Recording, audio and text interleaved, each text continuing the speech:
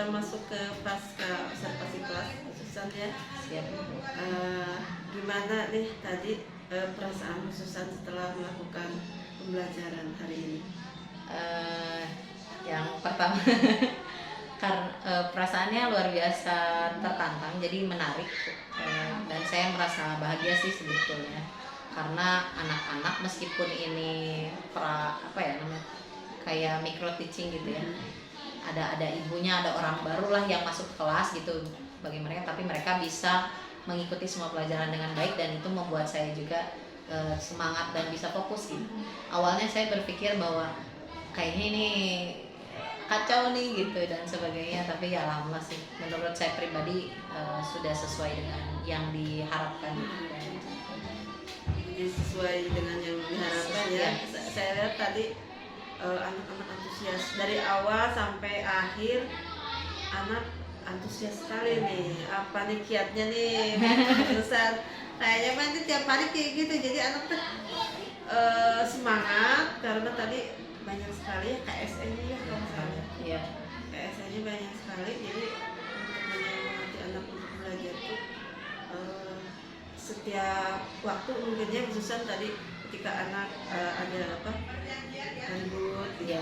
Jadi ada lagi speaking kondisian untuk kesadaran diri. Nah itu yang mungkin yang harus dicari ya guru yang seperti itu harusnya ya. Jadi untuk merubah suasana yang asalnya gaduh jadi relax lagi, jadi fokus lagi ke pembelajaran. Mungkin ada hambatan atau tidak nih waktu kalau tadi? Kalau yang tadi mungkin yang komentar ibu dulu yang kok bisa anak-anak sampai antusias dari awal sampai akhir. Yang pertama sih yang selalu saya lakukan bahwa semuanya dilakukan dengan terbiasa dan kebiasaan.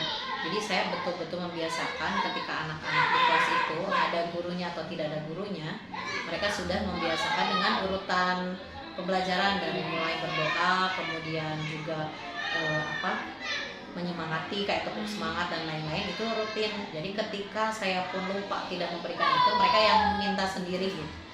Kemudian juga hal-hal yang dilakukan di kelas semuanya seperti itu adanya, karena memang anak-anak tahun ini luar biasa aktif. Saya pun ketika pindah tuh anak-anak baru dan merekanya bisa menerima saya juga dengan baik. Itu sih yang keberuntungan yang saya miliki gitu, dengan memiliki anak-anak di kelas 3-nya yang semuanya bisa diarahkan dengan baik. Kemudian hambatan yang paling utama adalah memang dari mulai donasi yang saya ini teh. Jadi ketika saya mengatur posisi meja itu selalu agak kesulitan dari penempatan mejanya gitu, baik itu di berkelompok atau yang lain-lain, jadi kering gitu kalau bahasa Sunda, sempit gitu. Tapi ya saya memaksimalkan dengan kondisi keadaan kelas, dan mereka selalu antusias untuk mengganti meja dan mengganti teman ketika per minggunya. Jadi setiap Senin udah berubah lagi, itu selalu seperti itu. Hambatan yang kedua adalah tadi mungkin yang awalnya direncanakan menggunakan Infocus, jadi tidak gitu. Hal-hal seperti itu sih lebih kepada media pembelajaran.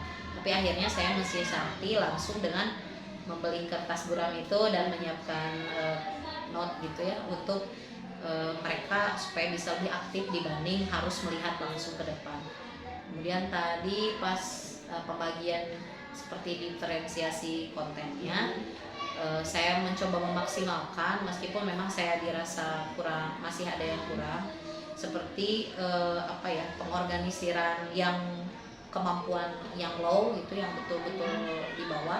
Kan ada beberapa anak yang imbas COVID itu tidak bisa membaca, jadi itu yang sedikit banyak saya seharusnya lebih ada waktu lebih gitu untuk mereka gitu. Seperti tadi kan jadinya dia tidak terlalu ikut aktif ke dalam kelompok karena belum bisa baca gitu. Jadi sedikitnya ke teman yang lain kan jadi wah ini gimana kamu dan sebagainya, masih ada seperti itu.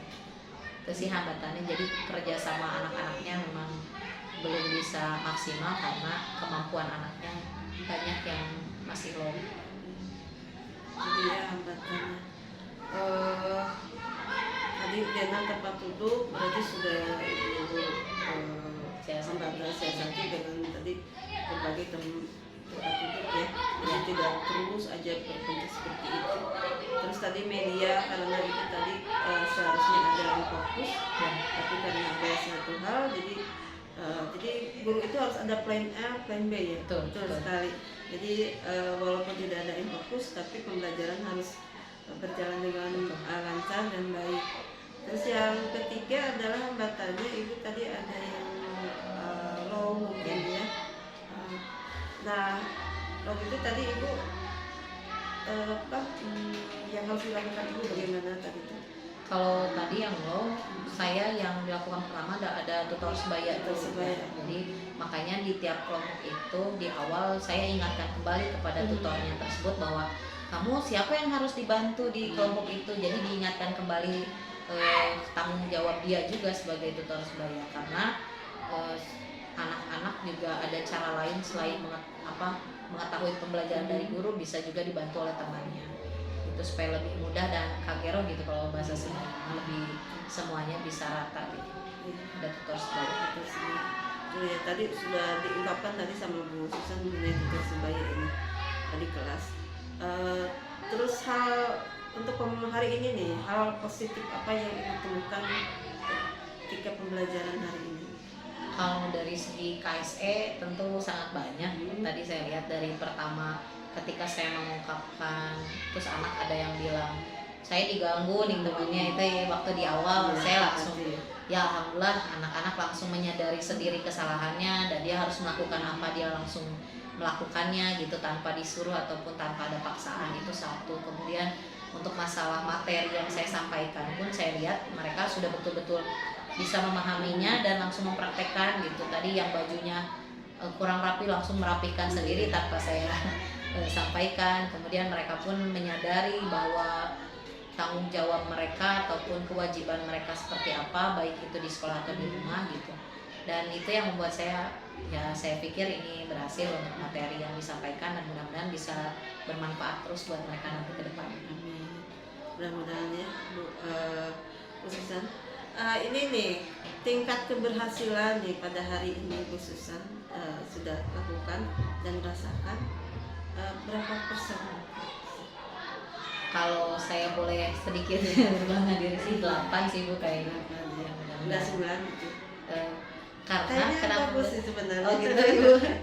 Ya itu mah kembali kepada penilaian. Cuman kalau saya pribadi masih 8 itu karena penilaian tadi belum seluruhnya saya masukkan untuk observasi penilaian, karena memang yang tadi kayak sempit lokasi, terus jadi penilaian pun tidak bisa memaksimalkan setiap anak.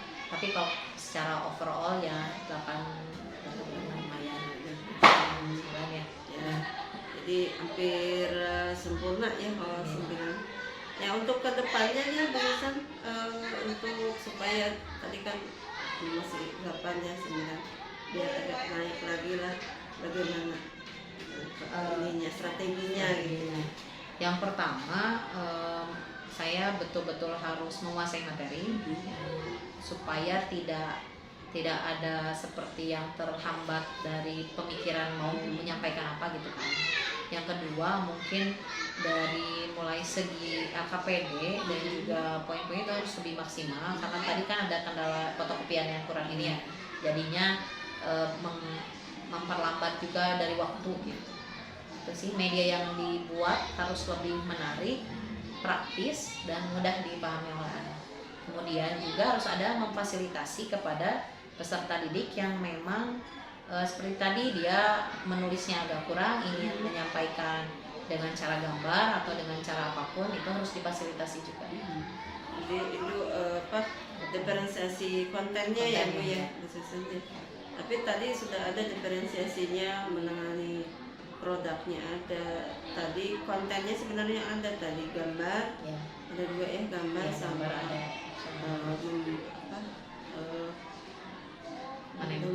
mendengarkan tadi ya, ada siswa yang membaca gitu ya. Berarti sudah ada kontennya sudah ada, terus prosesnya tadi juga sudah ada, dan produknya tadi juga sudah ada. Jadi anak keluar tuh saya pingin begini gitu nempel Iya. apa tentunya Bebas ya. bebas gitu, Dibebaskan, jadi ya. dibebaskan itu kontennya, jadi anak terserah anak bagaimana berkreasi dan bagus gitu. Iya, Jadi bagus itu tadi. bagus sekali padahal itu apa ya, tidak ada skenario gitu ya, Iya, langsung ada, gitu iya. ya, itu khususan jadi inspiratif sekali buat saya nanti di kelas, karena beda kan kalau saya mah di SMP Iya. khususan di SD tingkat apa ya, mungkin tingkat kepatuhannya Iya, untuk betul. di SD. Pasti, iya. Di SD. Iya, Kalau saya mulai di SMP udah mulai. mulai di Betul. SMP apalagi kan anak-anak bawa HP, Betul. Ah, Betul. sudah nggak bisa disuruh apa, nggak boleh misalnya, kalau nggak boleh bawa HP sih nggak saya nggak ini, cuma simpan dulu HP-nya di Iya. tas. Nah tapi tetap aja Iya. itu di SMP harus banyak benar KSE-nya. KSE. KSE-nya lebih tingkat, Iya, lebih lebih ditingkatkan tingkatkan lagi gitu. Iya. Nah, tapi mungkin tadi trik-trik tadi bisa saya terapkan walaupun di SMP juga. Dicoba. Lah itu ya. Yang saya tertarik dengan tadi yang diam itu ya. Iya, dia. Yang diam. Jadi lucu. Lucu tapi anak langsung diam gitu ya.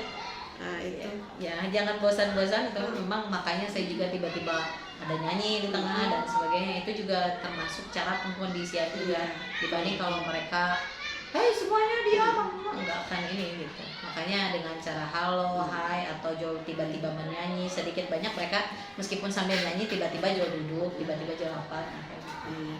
Ya itu berarti pembelajaran berpihak pada murid itu, jadi pembelajaran yang harus menyenangkan, jadi jangan stres. Iya. Kalau pelajaran matematika stres, tambah gurunya stres, wah kalau Iya. stres ya. Bagus sekali ya Ustaz. Iya. Terima kasih Bu San, dan saya ucapkan selamat ya. Masih bisa. Selamat untuk pembelajaran hari ini. Saya merasa wow gitu ya, dan mendapatkan hal-hal yang menarik. Itu saja mungkin khususnya. Terima kasih. Banyak. Assalamualaikum warahmatullahi wabarakatuh. Waalaikumsalam warahmatullahi wabarakatuh.